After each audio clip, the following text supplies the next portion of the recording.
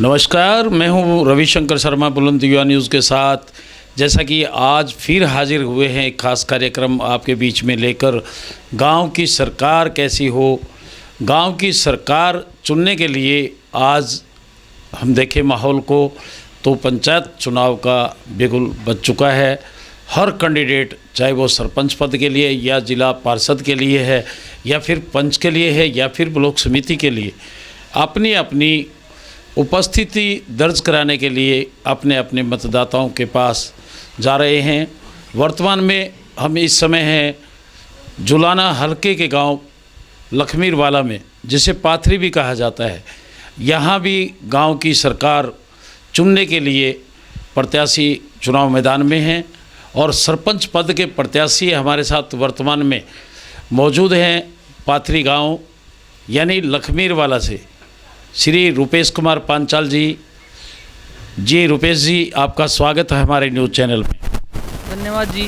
बुलंद युवा का हम अपने लखमीरवाला गांव में स्वागत करते हैं। जो अपने आपका जो व्यवस्थित टाइम था, व्यस्त टाइम था, इसमें आप निकाल कर यहाँ पर आए हो, तो पूरे गांव की तरफ से मैं आपका स्वागत करता हूँ जी लखमीरवाला गांव में। रुपेश जी, आप ग्रामीण परिवेश में जन्मे पले बड़े हैं और बखूबी आप गांव की समस्याओं को जानते हैं। किस तरह की समस्याएं गांव में हैं और किन मुद्दों को लेकर आप चुनाव मैदान में हैं? देखो जी, गांव में बहुत सारी समस्याएं हैं जिनका समाधान एक सरपंच का उत्तरदायित्व होता है जी करना। गांव में जो मुख्य समस्या, सबसे पहले पानी की समस्या है जी। पानी के लिए हमारी जो माताएं बहनें हैं उनको काफ़ी दूर तक जाना पड़ता है पानी लेने के लिए।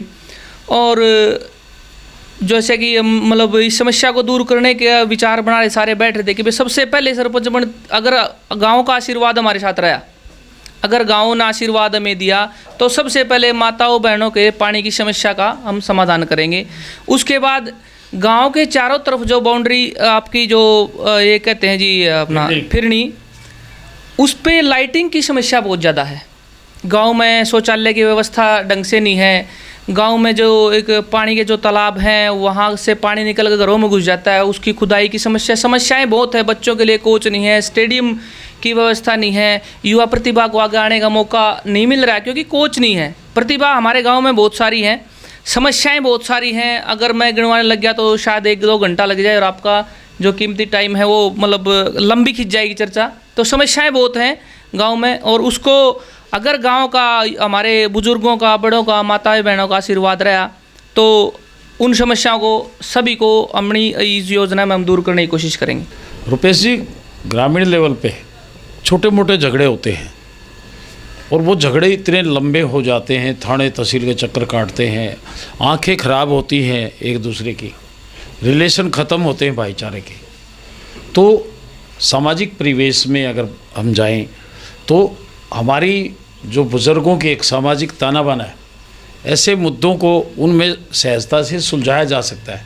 आपका क्या प्रयास रहेगा? देखिए जी, ग्रामीण अगर परिवेश की बात करें तो आपसी लड़ाई झगड़े होते रहते हैं, लेकिन आपसी जो अपने लोग हैं कुछ बढ़ावा देते हैं और थाने तहसीलों तक जाने की नौबत आ जाती है। तो हम सबसे पहले यही प्रयास करेंगे जी, अगर हम उस लेवल तक पहुंच जाते हैं कि एक कमेटी बुज़ुर्गों की, युवा साथियों की कैसी बनाई जाए जो इन झगड़ों का निपटारा ग्राम स्तर पे ही करे, क्योंकि सबको पता है जी समाधान तो वहाँ भी होना है। अगर वो समाधान गांव के उस पर रह जाए तो ये गांव के लिए बहुत फ़ख्र की बात होती है, गांव के लिए एक गर्व की बात होती है कि सभी झगड़ों का निपटारा यहाँ हो जाए। तो उसके लेवल पे जो हमारे बड़े बुजुर्ग हैं, जो हमारे साथी हैं, उनसे हम विचार विमर्श करके एक ऐसी कमेटी का गठन करेंगे जो सभी मुद्दों का यहाँ पर ग्राम स्तर पर इनका निवारण करे। जैसे कि छोटे मोटे झगड़ों की आपने बात कही है कि एक कमेटी बुज़ुर्गों की और युवाओं की गठित की जाएगी और ऐसे में छोटे मोटे जो ये लड़ाई झगड़े उनको सुलझाया जाएगा। अब विकास की अगर बात करें, लखमीरवाला एक छोटा सा गांव बिल्कुल जींद जिले के बिल्कुल सेंटर में बसता है। चारों तरफ नेशनल हाईवे की बात करें, एक्सप्रेस हाईवे की बात करें, तो ऐसे में क्या प्रयास आपका सरकार की तरफ से रहेगा कि आप गांव में रोज़गार बढ़ाने के लिए किस तरह के प्रयास आप सरकार के समक्ष रखेंगे? ये मेरे गांव का सौभाग्य है जी कि मेरा गांव के चारों तरफ नेशनल हाईवे हैं, और ये बात होती है कि भाई अगर कोई अच्छा प्रोजेक्ट यहाँ आ जाए तो हमारे गांव के ही नहीं, आसपास के जो युवा साथी हैं उनको रोज़गार का मौका मिलेगा। तो मेरी सबसे पहले यही रहेगी अर्जी मेरी, जहाँ तक चलेगी, जहाँ तक कोशिश हम ये करेंगे कोई छोटा मोटा प्रोजेक्ट इस गांव के आसपास आए और युवाओं को रोज़गार का मौका मिले। ताकि देखो जी, रोज़गार जो होता है, गांव का विकास काफ़ी कुछ उस पर डिपेंड करता है। हमारे युवा साथी, हमारे जो भाई हैं बहन हैं, अगर उनको एक रोज़गार का अवसर मिलेगा तो इसमें कोई संदेह नहीं है कि गांव का विकास होगा। तो हम यही कोशिश करेंगे कोई न कोई प्रोजेक्ट हमारे गांव के आसपास लगे, क्योंकि हमारा गांव एक सेंटर पॉइंट पे हो चुका है। चारों तरफ हाईवे लगे हैं, आयात निर्यात का कोई विशेष मतलब दिक्कत नहीं आएगी यहाँ पे। तो हम यही कोशिश करेंगे कोई न कोई किसी भी प्राइवेट कंपनी का कोई छोटा मोटा प्रोजेक्ट यहाँ पे लगे और हमारे गांव के युवाओं को रोज़गार मिले। रोज़गार की, खेलों की और शिक्षा की जो बात है, आपने कहा कि हमारी प्राथमिकता रहेगी अगर जनता आशीर्वाद देती है।